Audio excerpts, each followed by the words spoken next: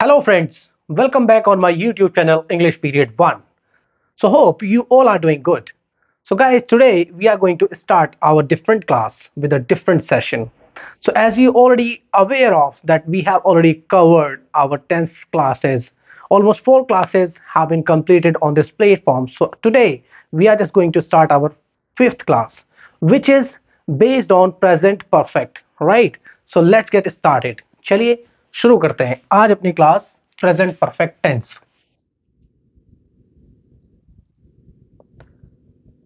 दोस्तों, क्लास काफी समय बाद स्टार्ट हो रही है। उसके रीजन कई सारे हैं। थोड़ा तबीयत ठीक नहीं थी। I was not keeping well as I did already inform you all,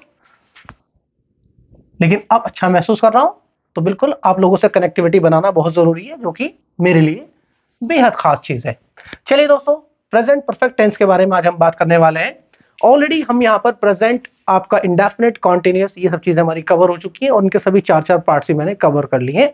अगर आप नए हैं चैनल पर तो प्लीज चैनल को सब्सक्राइब कर दीजिएगा, और अगर आप पहले से ही हैं तो जाहिर है कि आप इसको एंजॉय कर रहे होंगे, उम्मीद है। तो चलिए दोस्तों, प्रेजेंट परफेक्ट टेंस की पहचान सबसे पहले हम देखते हैं। पहचान क्या होती है?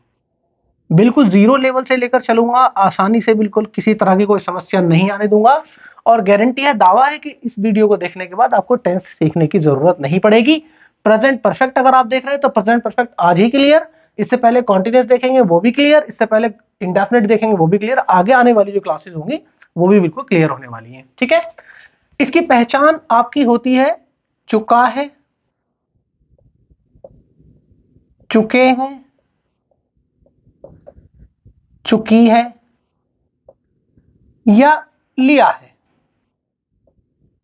ये भी एक स्टेट हो सकता है इसका, right.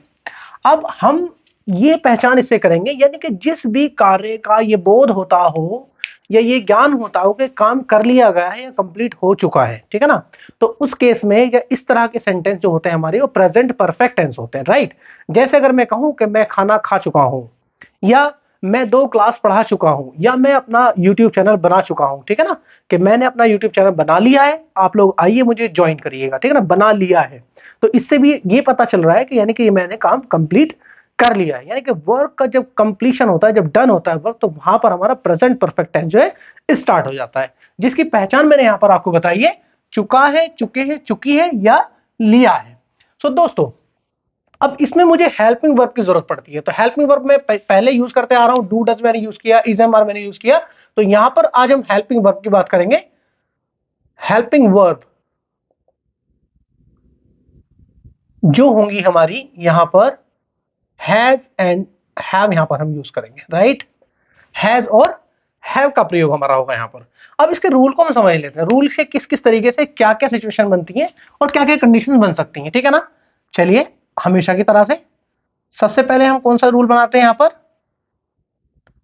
Affirmative rule, right. Then negative rule, then interrogative, उसके बाद आपका आता है डबल इंटेरोगेटिव। ये 4 तरह के हम सेंटेंस बनाते हैं। अफर्मेटिव का रूल अलग होता है, नेगेटिव का अलग होता है, इंटेरोगेटिव का अलग होता है, एंड सो ऑन, ठीक है। अब सबसे पहले मुझे क्या देखना है? अफर्मेटिव का रूल मैं यहां पर आपको बना करके दिखाता हूं। जैसे सबसे पहले मुझे यहां पर जरूरत पड़ती है सब्जेक्ट की। सब्जेक्ट प्लस हेल्पिंग वर्ब आपका आता है हैज या हैव, प्लस वर्ब की थर्ड फॉर्म, प्लस आपका ऑब्जेक्ट, देन फुल स्टॉप। ये आपका अफर्मेटिव का रूल बन जाता है यहां पर। अब अगर मैं इसका एक एग्जांपल आपको दे दूं, यहीं पे इसका एग्जांपल समझ लेते हैं। ये देखिए,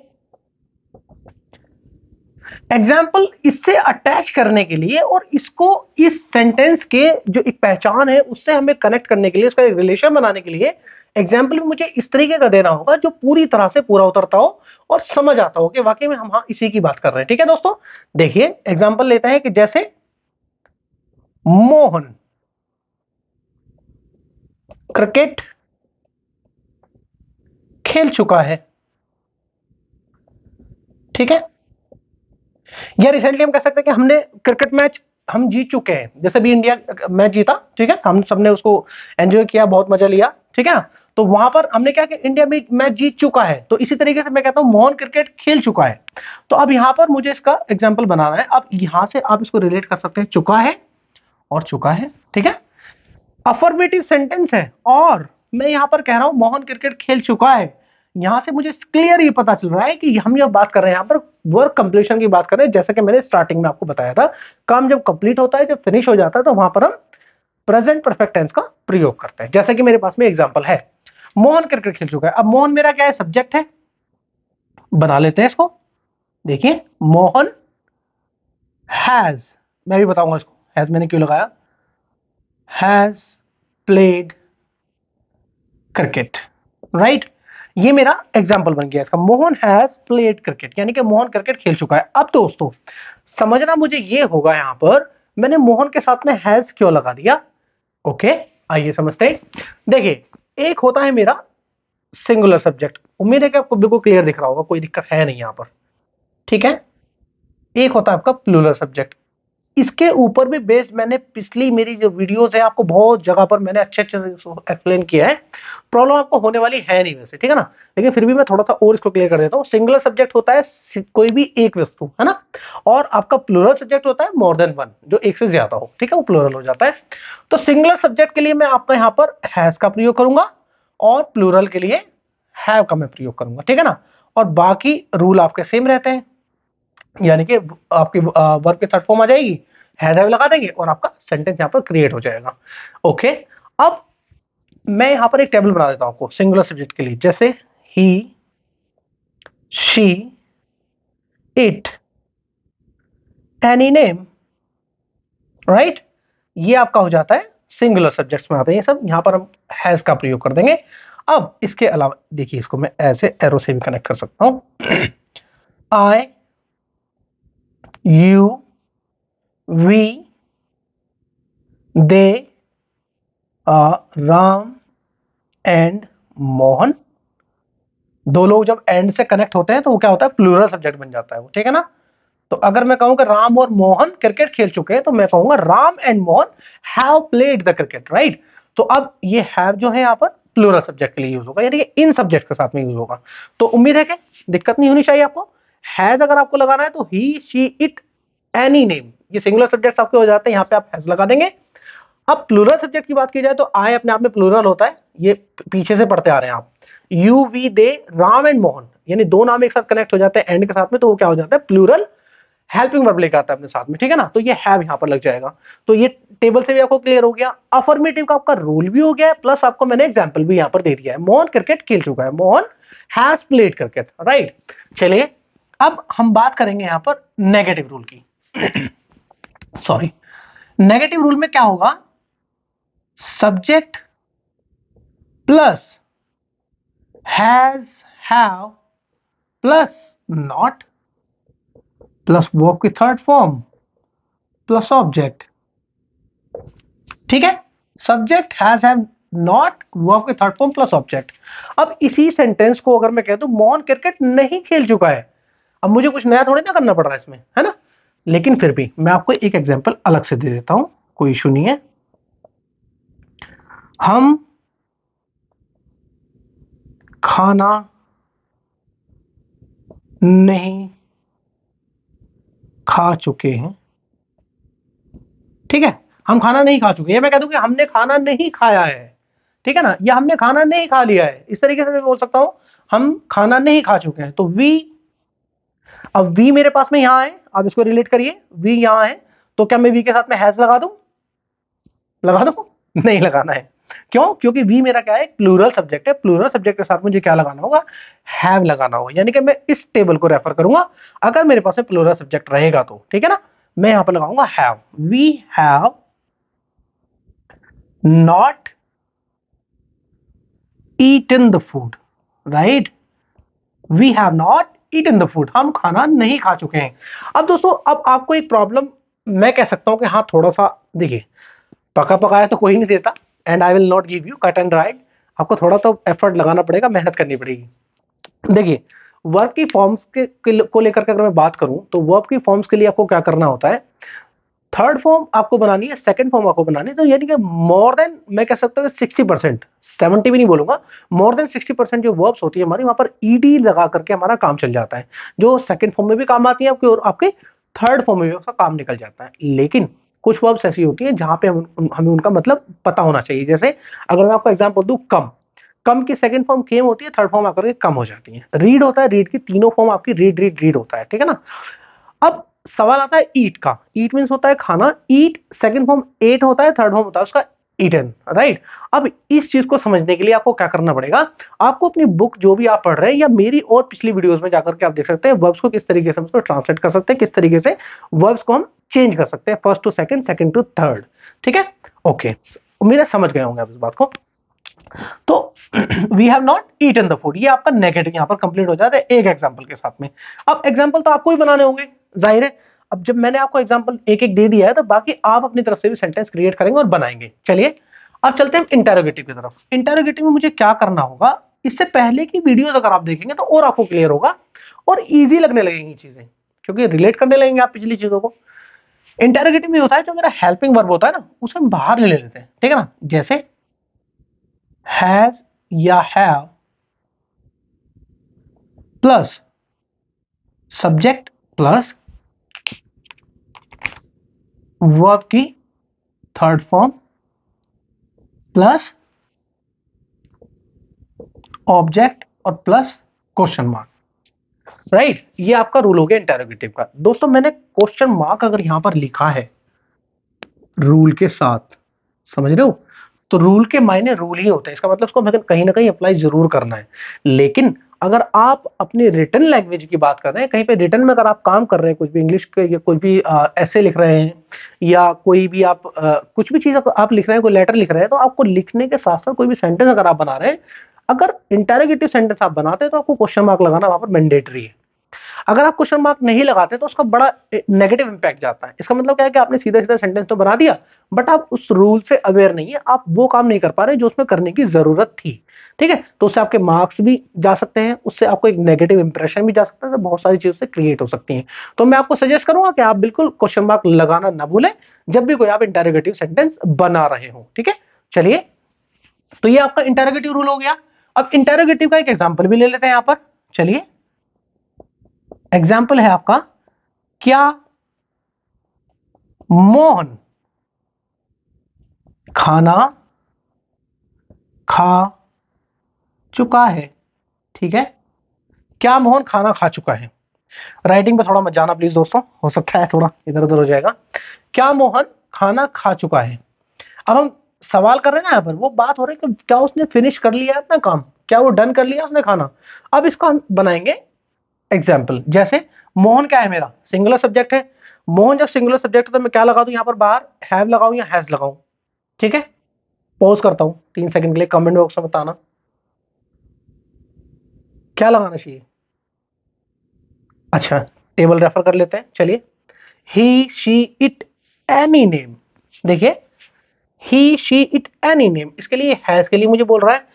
अगर मैं देखता हूं ही भी नहीं है, शी भी नहीं है, क्योंकि ये प्रोनाउन होता है ना, ही शी इट भी नहीं है, लेकिन एनी नेम के लिए मुझे बोल रहा है। इस कंडीशन में ये आता है, नेम मेरा मोहन है, मोहन अगर मेरा नेम है तो यहां मैं हैज लगा दूंगा, ठीक है ना। ओके, चलिए यहां पर मैं लिखता हूं has Mohan eaten the food, question mark, ठीक है। ये मेरा एग्जाम्पल बन जाता है यहां पर इंटरोगेटिव का, has Mohan eaten the food, क्या मोहन खाना खा चुका है। ये आपका इंटरोगेटिव भी हो जाता है, यानी प्रेजेंट परफेक्ट का बिल्कुल एक फ्लो में चल रहे हैं और आराम से हम सारी चीजों को समझ पा रहे हैं कि किस तरीके से पहचान होती है, क्या इसके हेल्पिंग वर्ब होते हैं, सिंगुलर सब्जेक्ट में क्या लगाना है, प्लूरल सब्जेक्ट में क्या लगाना है। एग्जांपल्स हम समझते जा रहे हैं बराबर से। हमने अफर्मेटिव समझ लिया, नेगेटिव समझ लिया, इंटरोगेटिव समझ लिया, अब बात आती है डबल इंटरोगेटिव में, राइट। सो डबल इंटरोगेटिव में क्या होता है, यहां पर आपको क्वेश्चन वर्ड का इस्तेमाल करना होता है, राइट। क्वेश्चन वर्ड आप यूज करते हैं कई बार। जैसे मैं कहूं कि आप कहां जा रहे हैं, आप कहां रहते हैं, आप क्यों रो रहे हैं, आप क्यों रो चुके हो, आप क्यों हार चुके हो, है ना। तो इस तरह के हम सवाल यहां पर कर सकते हैं, यानी कि जब क्यों, कब, कैसे, कहां, है ना, कौन सा, ये सारी चीजें क्या होते हैं आपके क्वेश्चन वर्ड होते हैं। तो डबल इंटरोगेटिव में क्वेश्चन वर्ड का ही सबसे ज्यादा प्रयोग होता है, ठीक है। क्वेश्चन वर्ड प्लस आपका has, have plus subject plus verb की थर्ड फॉर्म प्लस ऑब्जेक्ट और प्लस आपका यहां पर भी क्वेश्चन मार्क। ठीक है, अब मुझे उम्मीद है कि मुझे दोबारा नहीं बताना पड़ेगा क्वेश्चन मार्क का क्या वैल्यू है और क्या इसकी इंपॉर्टेंस है ना, आप ये समझ गए होंगे। तो दोस्तों ये था आपका डबल इंटरोगेटिव। तो अब इसका भी मुझे एग्जांपल बनाना होगा। चलिए एक एग्जांपल मैं आपको यहां पर दे देता हूं डबल इंटरोगेटिव का। ठीक है, मैं कहता हूं कि आप कहां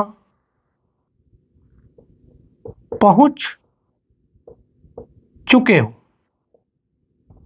क्या मुझे कहां दिख रहा है यहां पर सेंटेंस के अंदर, कहां दिख रहा है ना। अब आप अगर देखेंगे चारों सेंटेंसेस का टाइप बिल्कुल डिफरेंट है ना, फ्रॉम वन अनदर, एक से अलग है सब। ये अलग कहता है, ये अलग कहता है, ये अलग कहता है, क्योंकि चारों के रूल्स अलग हैं, चारों अपनी अपनी बात अलग अलग कह रहे हैं। तो इसीलिए मुझे क्या करना होगा, चारों के बारे में समझना होगा, समझने के साथ साथ मुझे ये आगे बहुत ज्यादा बेनिफिट पहुंचाने वाले हैं। चलिए अब मैं कहता हूं कि आप कहां पहुंच चुके हैं, तो सबसे पहले मैं इसी को ट्रांसलेट करता हूं। कहां होता है आपका वेयर, ठीक है, आप यानी कि यू। अब मुझे ये जरूरत नहीं है आपसे ये पूछने की मैं यहाँ पे हैव लगाऊं या हैज लगाऊं, क्यों, क्योंकि आप इसको समझ चुके हैं टेबल वाइज, आप आराम से बता सकते हैं। आपके मन में ऑलरेडी ये चल रहा होगा कि यहाँ पे क्या आना चाहिए, ठीक है ना। आप मुझे ऑलरेडी, मैं समझ सकता हूं आपके मन की बात को। अगर आप वीडियो मन से देख रहे होंगे शुरू से, तो आपको बिल्कुल ये पता होगा यहाँ पे मैं क्या लगाने वाला हूं, ठीक है ना। Okay, where have you reached, ठीक है, आप कहां पहुंच चुके हो, क्वेश्चन मार्क। ये आपका सेंटेंस कंप्लीट हो जाता है यहां पर, वेयर हैव यू रीच्ड। ठीक है, ये आपका डबल इंटरोगेटिव हो गया। तो मैं उम्मीद करता हूं दोस्तों आपको प्रेजेंट परफेक्ट टेंस में कोई किसी तरह की प्रॉब्लम नहीं होनी चाहिए यहां तक। ठीक है, तो आप इसको प्रैक्टिस करिएगा जितना भी हो सके, क्योंकि प्रैक्टिस ही क्या है, आपकी कुंजी है। और 4 एग्जांपल मैंने आपको बना दिए हैं, बाकी एग्जांपल्स आप भी बनाना। और कमेंट बॉक्स में कमेंट करना बिल्कुल ना भूलें दोस्तों। मैं आपसे हमेशा से कमेंट बॉक्स के बारे में बात करने की बात करता हूं, और आपकी तरफ से कमेंट्स मुझे मिलते भी हैं, बहुत अच्छे अच्छे कमेंट्स भी आते हैं। और कोई भी अगर आपका सवाल है, किसी तरह की भी कोई अगर आप बात पूछना चाहते हैं इस टॉपिक से अलग भी, इस टॉपिक के रिलेटेड भी हो सकती है, उससे अलग भी हो सकती है, तो बिल्कुल आप निसंकोच होकर के डायरेक्टली मुझे कमेंट बॉक्स में अपने कमेंट करिएगा, बताइएगा मुझे क्या आप चाहते हैं। तो डेफिनेटली उसी के आधार पर, उसी के बेसिस पर, क्योंकि दोस्तों मैं तो अपनी तरफ से काम कर ही रहा हूं, ठीक है ना। जब आपके आउटपुट्स मुझे मिलने शुरू होंगे ना, तो फिर मुझे लगेगा वाकई में हम लोग कनेक्टेड हैं। मैं बार बार बोल रहा हूँ, पिछली वीडियोस भी अगर आप जाके देखेंगे तो आपको पता चल जाएगा कि वाकई मैं किस चीज के ऊपर फोकस कर लेके चल रहा हूँ। ठीक है, तो आशा करता हूं आप बिल्कुल समझ गए होंगे चीजों को, और प्रेजेंट परफेक्ट टेंस में आपको आज के बाद कोई दिक्कत नहीं होगी। इसके अलावा प्रीवियस टेंसेस क्लास भी अगर आप देखेंगे, वहां भी आपको कोई प्रॉब्लम नहीं होने वाली है। ठीक है, तो मिलते हैं नेक्स्ट वीडियो में। नेक्स्ट वीडियो जो आपकी नेक्स्ट टॉपिक जो होने वाला है, प्रेजेंट परफेक्ट कॉन्टिन्यूअस टॉपिक होगा आपका। मैं टॉपिक वाइज लेके चल रहा हूं दोस्तों। अगर मैं चाहता तो एक दिन में इसको सारी चीजों को कवर कर सकता था, मैं टेबल बना करके ऑलरेडी लिख देता, आपको बता देता ये होता है, ये होता है। तो उसमें मैं समझता हूं पर्सनली कि मतलब ये यूजफुल ना होता इतना जितना कारगर ये साबित होगा। अगर आप नए भी हैं, पहली बार भी अगर आप वीडियो देख रहे हैं, तो एक सिंगल टॉपिक आप उठाएंगे। ऐसा नहीं कि पूरा होश पोश आपको लगेगा, बिल्कुल ऐसा लगेगा यार क्या करने वाले हैं, हमें क्या ही समझ में आ रहा है।